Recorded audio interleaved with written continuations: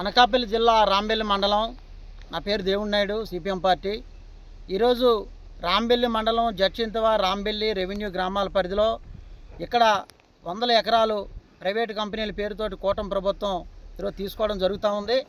ఇక్కడ ఏదైతే కొండలదేవునిపాలెం, వెంకయ్యపాలెం, గజిరెడ్డిపాలెం గ్రామాలు ఉన్నాయో ఇక్కడ అనేక ఏళ్ళగా తాత ముత్తాతల నుంచి కూడా జిరాయితీ భూములు కానీ, డీపట్టా భూములు కానీ, 4Cలో ఉన్నటువంటి ఆక్రమణ భూముల్లో కానీ కొబ్బరి, జీడి మామిడి, యూకలిప్టస్, అకేసు వంటి అనేక చెట్లు పెంచుకొని 100 ఏళ్ళగా జీవిస్తూ ఉన్నారు. ఇక్కడ అభివృద్ధి పేరుతోటి ప్రైవేటు కంపెనీల కోసం 100 ఎకరాల భూములు తీసుకుంటూ ఈరోజు రైతులకి ఇక్కడ కనీసం ఈ గ్రామాల్లో గ్రామసభ పెట్టలేదు, కనీసం నోటిఫికేషను ఏదైతే ఈ కంపెనీలు వస్తాయని కూడా కనీసం చెప్పలేదు, ఎటువంటి ఉపాధి కల్పిస్తామో చెప్పలేదు.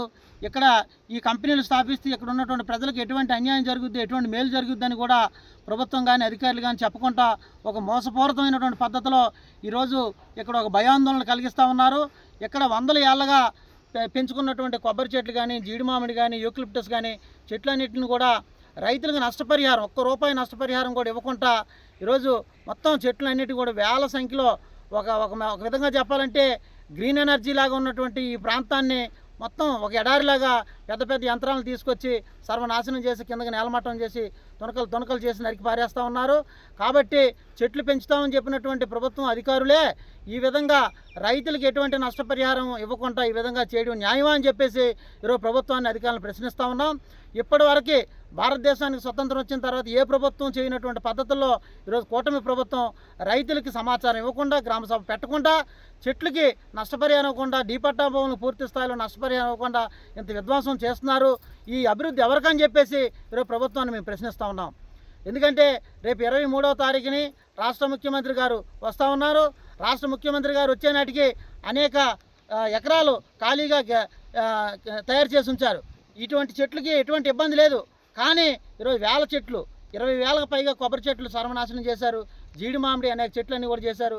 రైతులు అడ్డుకొని అయ్యా మా చెట్లకి నష్టపరిహారం ఇవ్వకుండా, మా ఇల్లుకు నష్టపరిహారం ఇవ్వకుండా ఈ విధంగా చేస్తున్నారు, ఇది అన్యాయం కాదని అడిగితే మీ మీద పోలీస్ కేసులు ఒక ఫోన్ చేసి మీ అందరిని కూడా బొక్కలో ఏం చేస్తానని చెప్పేసి ఒక మండల మేజిస్ట్రేట్ గారు బెదిరిస్తున్నారంటే ఇంతకన్నా దౌర్భాగ్యం మరొకటి లేదు.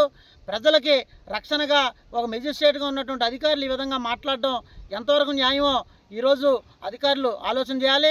లేదనుకుంటే మాత్రం మేము దీన్ని ఈ ఆందోళన ఎక్కడి దాకైనా తీసుకెళ్తాం. అలాగే ఉన్నత న్యాయస్థానం ద్వారా కూడా పోరాటం చేయడానికి మేము సిద్ధంగా ఉన్నామని చెప్పేసి కోరుతా ఉన్నాం. కాబట్టి రాజ్యాంగంలో 21 అధికారం ఆర్టికల్ ప్రకారం ఎక్కడ ఉన్నటువంటి ప్రజలందరికీ కూడా జీవించే హక్కు ఉంది. జీవించే హక్కును కూడా ఈరోజు హరిస్తూ ఉన్నారంటే పచ్చి దుర్మార్గంగా ఈరోజు కూటమి ప్రభుత్వం కానీ అధికారులు కానీ వ్యవహరిస్తూ ఉన్నారు.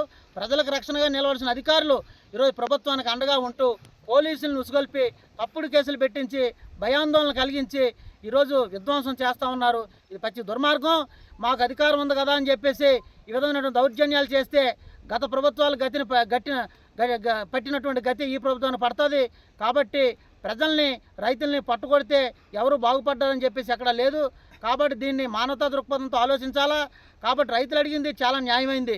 ఏమయ్యా మా భూములు తీసుకున్నారు, నష్టపరిహారం పూర్తి స్థాయిలో చెల్లించండి, మా చెట్లు మొత్తం నేలమట్టం చేస్తున్నారు, నష్టపరిహారం ఇవ్వండి, అప్పుడు మీ పనులు చేసుకుంటూ అడుగుతున్నారు. మరి అన్యాయమా? కాబట్టి పాలకులు, అధికారులు ఆలోచన చేయాలి. అలాగే ఇక్కడ కంపెనీలు ఏ కంపెనీలు వస్తాయి, ఈ కంపెనీల వల్ల ఎటువంటి పొల్యూషన్ వస్తుంది, ఎటువంటి నష్టం జరుగుద్ది అని చెప్పలేదు. అనేక ఏళ్ళగా మంచినీళ్ళు లేవని చెప్పేసి ఇక్కడ మహిళలు అనేక సార్లు పంచాయతీ సచివాలయం చుట్టూ కానీ, ఎంపీడీఓ ఆఫీస్ చుట్టూ కానీ తిరిగినా కానీ ఉలుకు పలుకు లేదు, పట్టించుకున్న అధికారులు లేరు. కానీ ఈరోజు ప్రైవేటు కంపెనీల అభివృద్ధి కోసం 100 ఎకరాల్లో చెట్లని, సంపదను అంతా కూడా నాశనం చేస్తున్నారు.